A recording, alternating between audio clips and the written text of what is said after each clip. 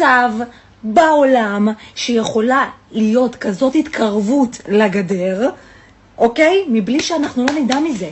התצפיתניות יושבות בבונקרים 4 שעות, הן לא יכולות לעשות ככה, הן מול מסך. לא יכול להיות מצב, שום מצב, שהיו מעירים אותי בלילה על יונה, על חסידה שהתקרבה לגדר, על מקק שעבר מתחת לגדר, היו מקפיצים את כל הגזרה. איך נכנסו עם טרקטורים?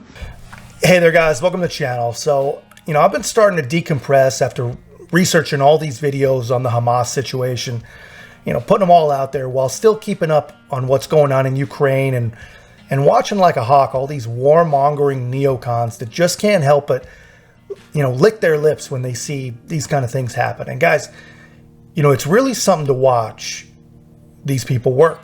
Anytime something bad happens in the world, they don't let you breathe, dude.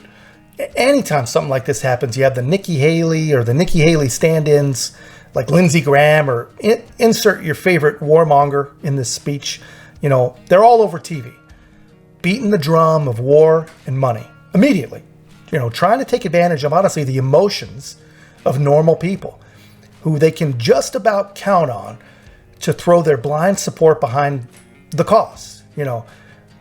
Any cause, go on and get them commies or whatever the bad guy is, but luckily, while we're all swept up, there are still some critically thinking, reasonable people asking great questions. But there's one element of this that nobody's talking about.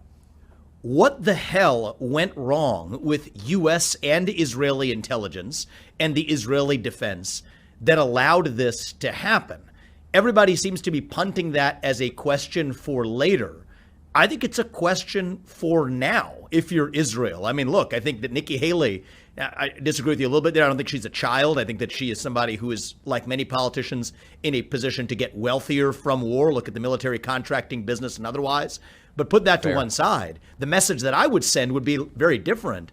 Get to the bottom of what allowed this gaping hole of intelligence and defense to even happen before feeding that same beast. If a doctor told you his job was to keep you from getting cancer and then you got that cancer, don't go trust that same doctor to remove your tumor. They don't let airplanes, when they crash, the pilots or the people who crash the airplane, that airliner is not the one who reviews the black box.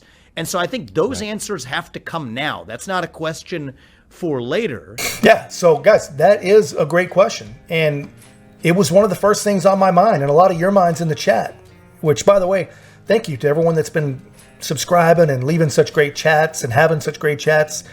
Really appreciate the support, guys. We're building a great community. If you haven't already, join us. Help us to grow. Like, comment, subscribe. Most importantly, share so people can see it.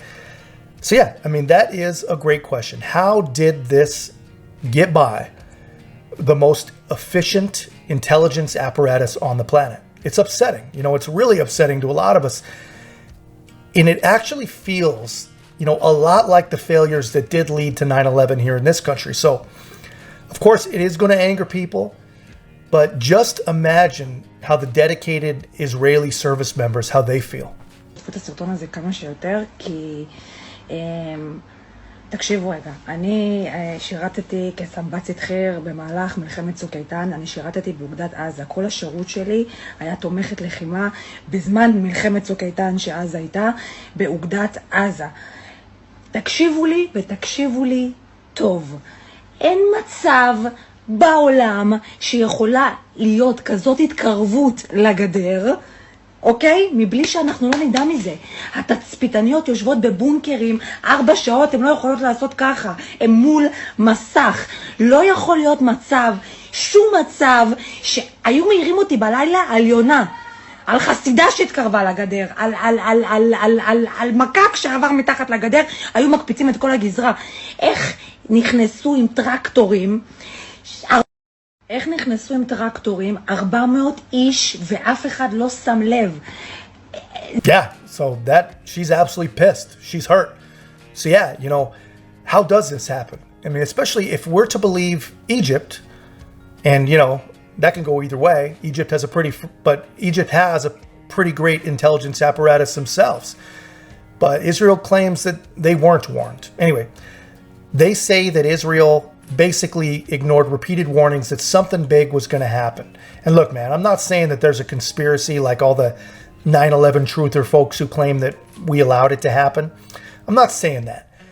I'm just asking, how did Hamas get bulldozers and paragliders into the most secure piece of property probably on the entire planet? You know, it's a worthy question to be asked, you know, and I think, you know, honestly, we're being foolish if we don't ask that question. You know, if we don't go get those answers before we get too deep in the pocket of the beat of Nikki Haley's drum and Lindsey Graham's drum, you know. But that's all I'm saying. You know, let me know your thoughts in the comments. And if you haven't already, make sure to like, comment, subscribe. Most importantly, share the channel. We'll see you in the next one.